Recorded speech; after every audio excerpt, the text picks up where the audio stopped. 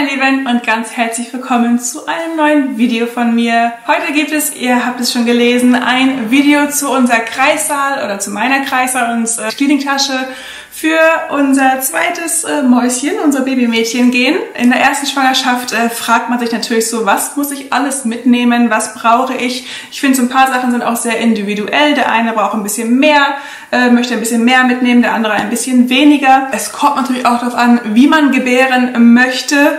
Ich habe wieder vor, in meiner Vorstellung, dass ich eine ambulante Geburt habe, wo ich maximal eine Nacht in der Klinik bleibe und am nächsten Tag nach Hause kann. Da es bei der ersten Geburt ja aber komplett anders verlaufen ist wie geplant, da hatte ich es nämlich auch so vor. Ich bekam dann aber im Endeffekt einen Notkaiserschnitt und musste für 3 Tage im Krankenhaus bleiben, habe ich mich selber entlassen, man kann ja bis zu 5 Tage bleiben. Ja, habe ich deswegen auch für beide Szenarien jetzt wieder eingepackt. Weil ich ganz froh war, dass ich letztes Mal auch ein bisschen mehr eingepackt habe, aber zwischendurch musste man immer nach Hause und da fand ich es ein bisschen blöd, ihn halt genau zu beschreiben, was für ein T-Shirt oder Top oder Unterwäsche er mir jetzt mitnehmen sollte, gerne von zu Hause. Ich meine, das kann halt immer noch passieren, dass ich meinen Mann nach Hause schicke und irgendwas fehlt, dass er das dann auch holt, aber ich für mein persönliches Empfinden habe es lieber, dass ich es schon mal mit habe. Es nimmt nicht jetzt so viel Platz weg im Auto. Die große Tasche kann auch im Auto bleiben. Das ist wirklich nur so die Kreissaaltasche mit ins Krankenhaus nehmen erstmal. Die große Tasche bleibt da. Müssen wir einfach mal gucken. Auf alle Fälle habe ich deswegen jetzt ein paar mehr Sachen bei. Einfach, weil ich gerne vorbereitet bin, weil halt die erste Geburt so komplett anders verlief als erwartet. Deswegen habe ich jetzt einmal eine Kreissaaltasche und einmal eine Kliniktasche für eventuell mehrere Tage Aufenthalt in der Klinik hinterher. Ich habe hier auch meine Listen, weil alles komplett noch nicht in der Tasche drin ist, wie zum Beispiel, also wichtige Dokumente sind, der Mutterpass muss auf alle Fälle mit, das Heftchen muss auf alle Fälle mit, wo halt während der ganzen Schwangerschaft dokumentiert wurde, wie es dem Baby geht und so weiter und so fort. Das habe ich aber immer in meiner Handtasche mit drin. Insofern werde ich einfach meine Handtasche mitnehmen, wo dann natürlich auch mein Portemonnaie drin ist, mit Ausweis, mit Blutgruppenkarte und allen anderen Karten und so weiter drin sind. Und ihr braucht eine Vaterschaftsanerkennung oder eure Heiratsurkunde. Die Heiratsurkunde, muss ich gleich mal gucken, wo die ist auf alle Fälle in der Tasche drin. Und ich habe jetzt keine fancy, extra neue Tasche irgendwie so. Ich habe jetzt eine, die schon mehrere Jahre auf dem Buckel hat, aber ganz praktisch ist. Einfach eine große rote Tasche. Und da ist jetzt soweit alles drin, was ich brauche. Da ist aber auch so die Kliniktasche, die Kreissaaltasche an sich noch extra drin. Halt ein kleiner Beutel einfach nur. Und ich hoffe, dass ich letzten Endes wirklich nur den dann brauchen werde. Dieses Video ist auch in Zusammenarbeit mit der Firma Lansino entstanden. Ich hätte mir die Produkte, die Lansino mir jetzt kostenlos zur Verfügung gestellt hat, sowieso gekauft. Beziehungsweise so ein Produkt glaube ich nicht, aber ich bin super froh, dass ich das habe, weil ich es wirklich sehr, sehr spannend finde, weil es, glaube ich, auch echt wirklich sehr hilfreich sein kann. Deswegen bin ich sehr froh, dass ich mit dieser Firma kooperieren kann, euch die Produkte auch wirklich vollsten Herzens vorstellen kann, guten Gewissen vorstellen kann, weil ich da schon einige Produkte von getestet habe auf Herz und Nieren bei Finn. Ich fange mal an mit den Hygieneartikeln und vielleicht kennt ihr diese Tasche. Ich habe das einfach genommen, weil die echt praktisch ist, auch gerade fürs Krankenhaus. Das war diese gratis, habe ich in der ersten Schwangerschaft bekommen für Finn. Babywelt, kleine Schaumschlägertasche, ist eigentlich fürs Kind gedacht. Da waren so ein paar Produkte, ich glaube, die ist von Rossmann, oder? Ich finde die aber ganz praktisch. Und ich habe keine andere Tasche jetzt, Kosmetiktasche oder sowas, die jetzt groß genug ist, um alle meine Produkte so gut zu beinhalten. Und was ja auch dran praktisch ist, dass die hier so einen Haken zum Aufhängen hat. Ich habe hier einmal eine Seife anstatt Waschgel. Ich wollte eigentlich noch ein kleines Waschgel kaufen, habe ich aber die in meinem Schrank gefunden. Da ist nämlich die mit von Veleda, die Calendula Seife, Waschstück. Und die ist auch sehr gut für empfindliche Haut, die ich ja sowieso habe. Die riecht aber auch nicht so extrem, was ich auch ganz wichtig finde, gerade so nach der Geburt. Das Baby ist ganz, ganz viel auf der Haut drauf. Das soll natürlich auch mich riechen. Ich möchte trotzdem frisch und versorgt sein. Insofern darf es schon irgendwas zum Reinigen sein, aber es sollte halt nicht so extrem riechen. Kann ich auch fürs Gesicht und für alles eigentlich verwenden, für den Körper. Dann habe ich jetzt eine große Packung, einfach weil ich es nicht abfüllen möchte und weil ich halt nicht weiß, wie viele Tage ich in der Klinik sein möchte und ich muss mich immer komplett am ganzen Körper eincremen. Habe ich einmal meine geliebte Isanamed Körpermilch mit 10% Urea eingepackt. Ich bin Kontaktlinsenträgerin und deswegen brauche ich immer meine Brille mit. Ich habe jetzt hier schon eine Brille reingetan. Das ist jetzt eine mit schwächeren Gläsern, einfach weil ich meine jetzige Brille jetzt noch brauche. Wenn ich daran denke, hoffe ich, dass ich das dann noch zu dem Zeitpunkt umtauschen kann. Aber dass ich auf alle Fälle schon mal eine Brille habe, das ist meine Ersatzbrille. Dann habe ich auch immer ein paar extra Kontaktlinsen mit, wenn ich unterwegs bin. Wenn ich eine Kontaktlinse verliere, dass ich immer welche dabei habe, weil ich wirklich blind bin. Ich habe -8 und -9 Dioptrien auf den Augen, also ohne sehe ich gar nichts und deswegen brauche ich die. Deswegen einmal extra Kontaktlinsen bei, ein kleines Behälterchen für Aufbewahrung der Kontaktlinsen für nachts und eine Kontaktlinsenflüssigkeit. Dann habe ich 2 Zahnbürsten bei, eine für mich und eine für meinen Mann und auch einmal eine Zahnpasta. Ich muss mal gucken, ob ich mir noch eine kleinere kaufe. Momentan haben bei uns alle Läden, alle Drogeriemärkte dicht. Vielleicht, dass ich noch eine kleine kaufe und dann kann ich die austauschen. Auf alle Fälle auch eine Zahnbürste für meinen Mann habe ich schon mal mit eingepackt, weil der auch die Nacht mit im Krankenhaus verbringen wird dann bei uns. An Gesichtspflege habe ich die weiße Malve Gesichtspflege bei und eine Urea Augencreme. Das ist jetzt alles so an Gesichtspflege, was ich haben werde. Shampoo habe ich jetzt zum Beispiel gar nicht bei, weil ich mir noch ein Trockenshampoo kaufen wollte. Das hoffe ich, dass ich das noch bekommen kann. Eine kleine Flasche von Trockenshampoo. Ich habe jetzt nicht vor, mir im Krankenhaus die Haare zu waschen. Ich hoffe, dass ich davor dazu komme, vor der Geburt.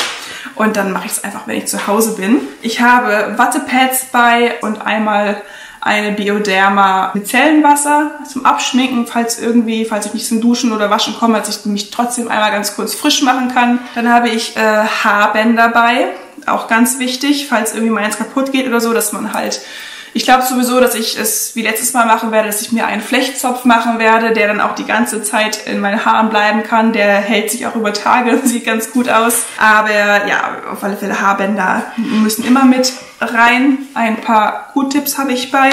Und als Schminke habe ich wirklich nur eine Mascara bei und einen Concealer. Mehr nicht. Mehr werde ich auch nicht mitnehmen. Mehr brauche ich dann auch nicht. Ich werde andere Sorgen haben, aber mit Concealer und Mascara fühle ich mich doch ein Stückchen wohler immer. Das sind so meine 2 absoluten Must-Haves, die ich brauche, um mich wohl zu fühlen. Eine weitere Sache, die auf alle Fälle nicht fehlen darf in meiner Kosmetiktasche, ist ein Deo. Und da muss ich auf alle Fälle auch nochmal los in den Drogeriemarkt und zwar ein starkes Deo kaufen. Ich habe jetzt erstmal für Notfälle ein normales hier mit. Normalerweise brauche ich nie Deo. Ich schwitze nicht, ich rieche nicht. Aber nach der Geburt von Finn damals, ich habe ihn 1 Stunde entbunden und ich habe mich überall gerochen. Also es war so eine krasse Hormonausschüttung irgendwie. Die ganzen Hormone stellen sich ja komplett um und ich habe echt gestunken. Das ging gar nicht. Ich habe mich geduscht und eine halbe Stunde später habe ich mich wieder gerochen, habe Deo benutzt, hat nichts gebracht. Deswegen brauche ich auf alle Fälle ein extra starkes Deo mit, was ich normalerweise nie brauche. Aber es hat dann auch so 1 Monat, 2 Monate angehalten nach der Geburt und dann hat sich alles wieder reguliert. Aber ein richtig starkes Deo werde ich jetzt auf alle Fälle mitnehmen müssen. Schreibt mir mal super gerne Empfehlungen unten in die Kommentare rein für ein richtig gutes, starkes Deo, was aber nicht so krass riecht am besten. Genau, und das waren jetzt so alle Sachen, die in meiner Kosmetiktasche drin sind. Ach, nee, und vergessen, hier. Das erste Produkt von Lansino, das habe ich jetzt zur Seite gelegt, damit ich es nicht vergesse. Das habe ich natürlich vergessen. Was da auch ganz wichtig drin ist, weil ich natürlich auch wieder stillen möchte. Und gerade am Anfang, auch wenn man es richtig anlegt, das Baby, kann es halt schon zu wunden Brustwarzen kommen, weil es halt einfach nicht gewöhnt ist. Und da habe ich hier einmal diese HPA Lanolin Brustwarzencreme bei. Und die habe ich auch bei Finn damals schon benutzt und die ist wirklich richtig gut. Das ist eine kleine Tube, damit kommt man so lange mit aus, weil man halt echt nicht viel braucht. Das kann man auch super, super gut einfach zur Vorbeugung schon mal auf die Brustwarzen tun, wenn das Baby halt da die ganze Zeit dran saugt und nuckelt, dass es halt gar nicht erst zu wunden Brustwarzen kommt. Und man muss es nicht abspülen oder abwaschen, bevor das Baby trinkt. Das ist auch super gut. Und was auch noch richtig gut ist, dass man es auch für die Lippen oder andere trockene Stellen benutzen kann. Ganz viel wird ja auch gesagt, ihr nehmt einen Lippenpflegestift mit, weil wenn ihr veratmen müsst während der Geburt trockene Lippen aus, das ist auch ein super Zeug für trockene Lippen. Deswegen, ja, einmal das habe ich jetzt mit dabei für die Brustwarzen, aber auch für andere trockene Stellen. Ja, also das kann ich auf alle Fälle wirklich empfehlen. Ich möchte mein zweites Kind auch wieder voll stillen, so wie es bei Finn auch war. Und da kann ich euch wirklich von vollstem Herzen diese Lansino Stilleinlagen empfehlen.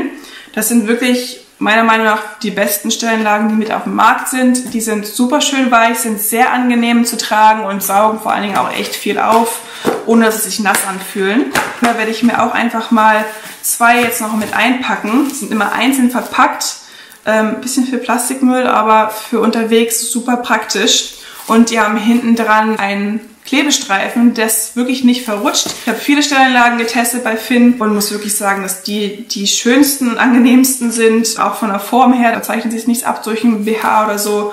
Und die saugen extrem viel und richtig gut auf und sind richtig schön weich und angenehm zu tragen. Der Milcheinschuss damals kam bei mir wirklich nach 3 Tagen bei Finn. Davor war auch jetzt nicht wirklich was mit, dass da was ausgelaufen ist, aber ich werde mir auf alle Fälle sicherheitshalber mal ein paar Stellenlagen mit einstecken. Und was ich aber auch noch mitnehmen werde, sind die waschbaren Stilleinlagen. Und die haben auch wohl eine ganz richtig gute Form, weil nicht alle Stilleinlagen sind so schön vorgeformt, vor allen Dingen auch. Also die haben hier von außen eine Membran, dass da auch wirklich nichts durchkommt, wasserdicht ist. Und die haben halt auch echt eine richtig schöne Form, dass sie sich richtig gut auch der Brust einpassen, sind richtig schön weich von innen drin, was auch sehr wichtig ist für reizte Brustwarzen. Insofern kommt da auch sowieso ein paar mit ins Krankenhaus.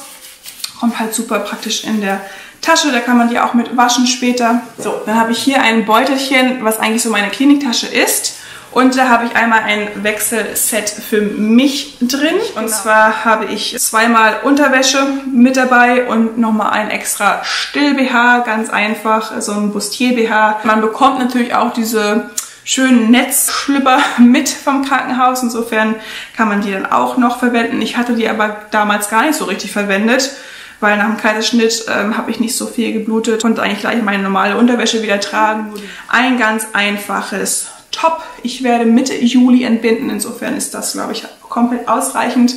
Es ist noch ein Schwangerschafts-Still-Top. Dann habe ich hier eine Jogginghose, so eine ganz leichte, schwarze Jogginghose, Schlafanzughose, sehr angenehmer Stoff, einfach weil man, egal ob Kaiserschnitt oder natürliche Entbindung, man möchte da nichts untenrum haben, was irgendwie spannt. Jeans, nimmt keine Jeans mit ins Krankenhaus für nach der Geburt. Und dann habe ich noch eine Strickjacke. Ganz häufig wird halt gesagt, so nehmt euch einen Bademantel mit. Ich hatte einen mit bei der ersten Geburt, habe den nicht gebraucht, werde es auch im Krankenhaus nicht benutzen, deswegen einfach eine leichte Strickjacke. Die geht auch über den Po, wenn man dann irgendwie rumlaufen muss im Zimmer. Und da kommt jemand rein, reicht mir so eine Strickjacke komplett aus und ist halt auch noch ein bisschen mehr angezogener als einfach so. Ich liebe sowieso Strickjacken, vielleicht auch ohne alles, einfach nur babynackt auf der Brust.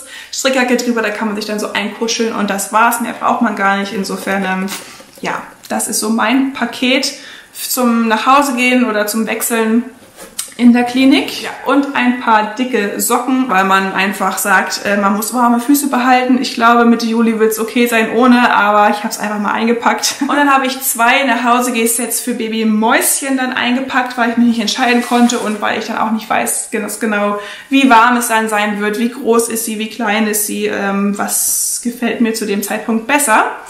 Deswegen habe ich einmal ein Wollset eingepackt. Einmal ein Wolle-Seide-Buddy, der ist jetzt von Alana, von DM, in der Größe 50-56. Finn hatte damals bei der Geburt 3510 Gramm gewogen. Da passte er perfekt in die 50-56 rein.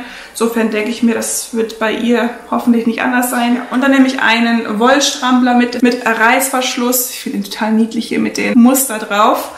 Größe 56 ist das jetzt. Und Wolle kann man übrigens auch perfekt im Sommer tragen, falls euch jetzt einige fragen, es wird doch viel zu warm. Nee, Wolle ist super atmungsaktiv und kann man perfekt auch im Sommer tragen. Das ist super angenehm. Im Krankenhaus selber wird sie, glaube ich, ganz genau wie Finn, nur nackig auf mir liegen, vielleicht mit einer Windel an und das war's. Oder dachte ich mir, vielleicht auch einmal dieses Set.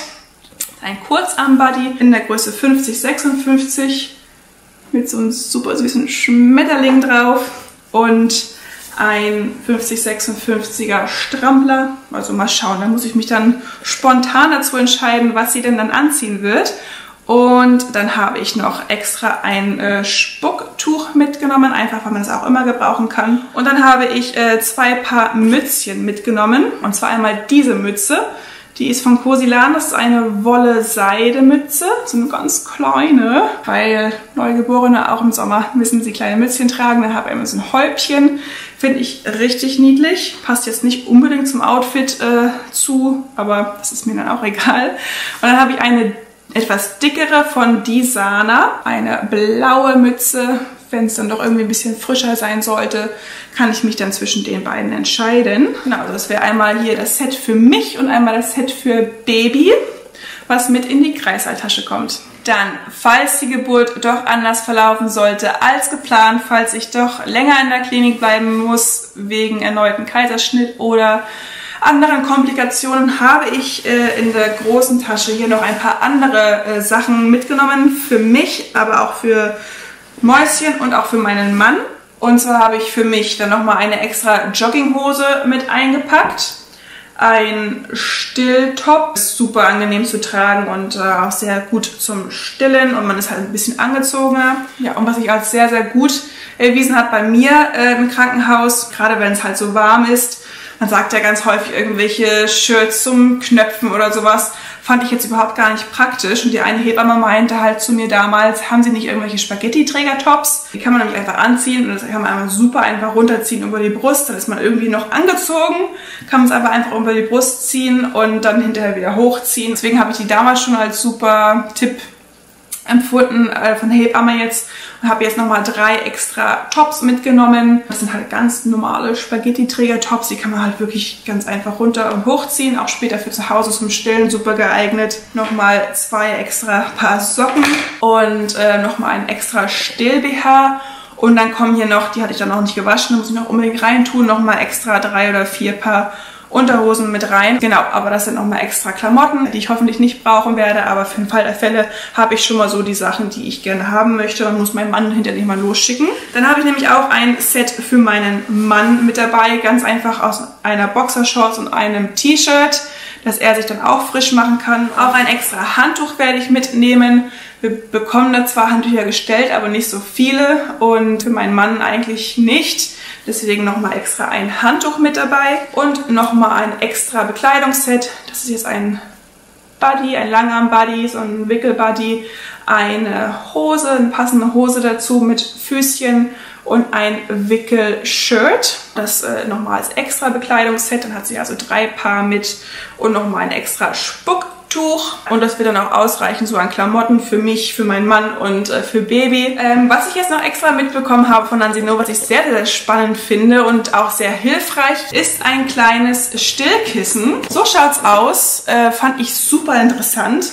Und ich weiß noch, wie ich damals echt so, oh, das Neugeborene und wie kann ich es jetzt hinlegen und mit einer Hand und dann die Brust dann und das anlegen. Zum Anlegen habe ich immer eine Schwester, eine Krankenschwester gerufen, eine Hebamme auch, hat mir das dann gezeigt. Aber das ist einfach ein Stillkissen, was man halt so to go mitnehmen kann. Das finde ich super praktisch und super interessant. Das nimmt man sich nämlich einfach hier über den Arm drüber. Und dann hat das Baby halt immer eine Unterlage und man kann das halt überall mitnehmen, selbst im Stehen. Einfacher als jetzt so ein ganz kleines Neugeborenes dann irgendwie da so auf dem Arm zu halten, geht auch alles, das weiß ich. Aber ich finde die Idee halt einfach richtig cool. Das ist schön klein und handlich.